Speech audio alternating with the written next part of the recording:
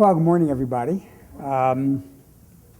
As you know, I'm here to speak. I'm really privileged to speak as part of the program in honor of Chief Justice Rehnquist. And I'll be talking about legal issues, which are probably not of great interest to the general public. But what I thought, before I take questions, what I'd give you a little bit of a description about is my visit to the border yesterday. I was down in the area between Nogales and Sells with the Border Patrol. We did a horseback patrol, we did a ATV patrol. I was taken along the trail to look for signs and cut, which are a way of indicating whether people are coming in from Mexico across the border and sneaking or smuggling across.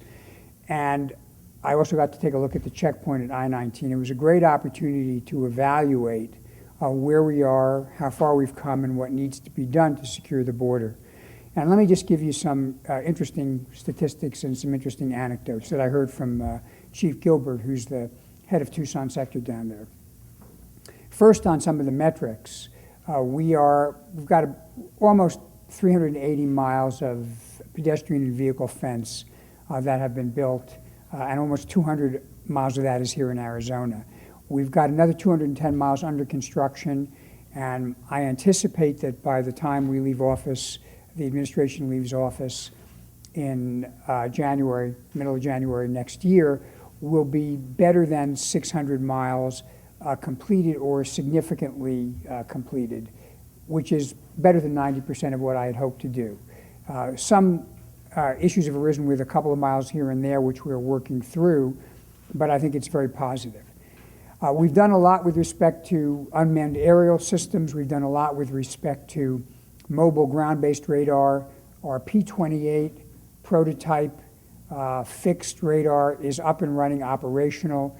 It's resulted in the seizure of almost 5,000 pounds of marijuana and hundreds of illegal aliens, and we look forward to continuing to deploy this kind of technology in Tucson sector and Ajo sector beginning next year.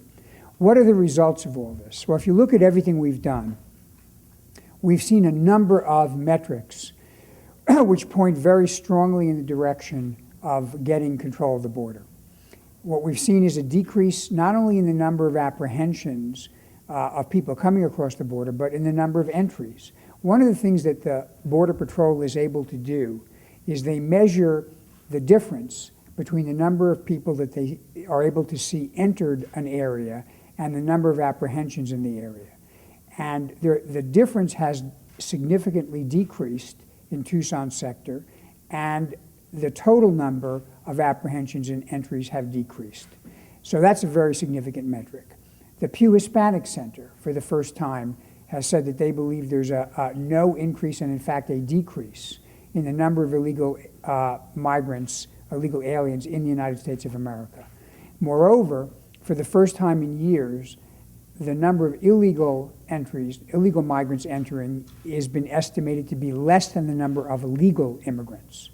And the reason that's significant is it indicates that the decrease in illegal migration is not merely a function of the economy, but is a function of increased enforcement. Some of the non-numerical signs of success.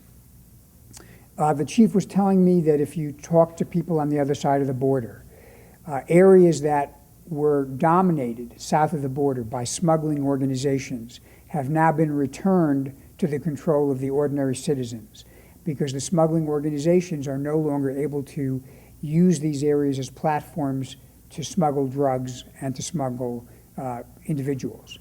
That's not to say that the problem is complete, that the task has been done.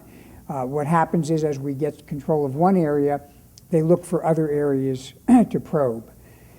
And one of the reasons we're committed to getting our layout of tactical and technology, tactical infrastructure and technology across the border is, if we leave gaps, those gaps will become, in effect, funnels for illegal smuggling.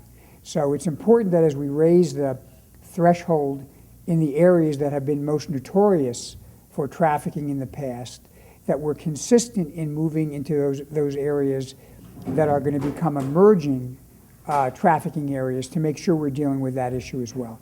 All in all, I would have to say that if you look back on the last couple of years since we began our Secure Border Initiative, there has been measurable and significant progress. But it's not a job that has been completed, and it is reversible progress. If there's a change in approach, if there's a lack of commitment to continuing what we're doing on border security, we could see ourselves surrendering many of the gains that we've made. Let me conclude by saying, as I always do, in the long run, securing the border is not, it can't be simply based upon what we're doing at the border or even with interior enforcement. It does require a more comprehensive solution, and that means opening the door to some kind of legal work program for people from other countries that are interested in doing work that Americans won't perform. Doing that would alleviate some of the pressure we're facing at the border, and it would redirect some of the illegal migration into a legal channel. So that would be a good thing. And I'm hopeful that as Congress sees that we are capable and determined to live up to our commitment on the security side, that Congress will be willing to entertain something on the temporary work side that would, I think, in the end be positive for the workers, positive for business, and also, frankly, be a help to the Border Patrol by removing some of that pressure that they are struggling with.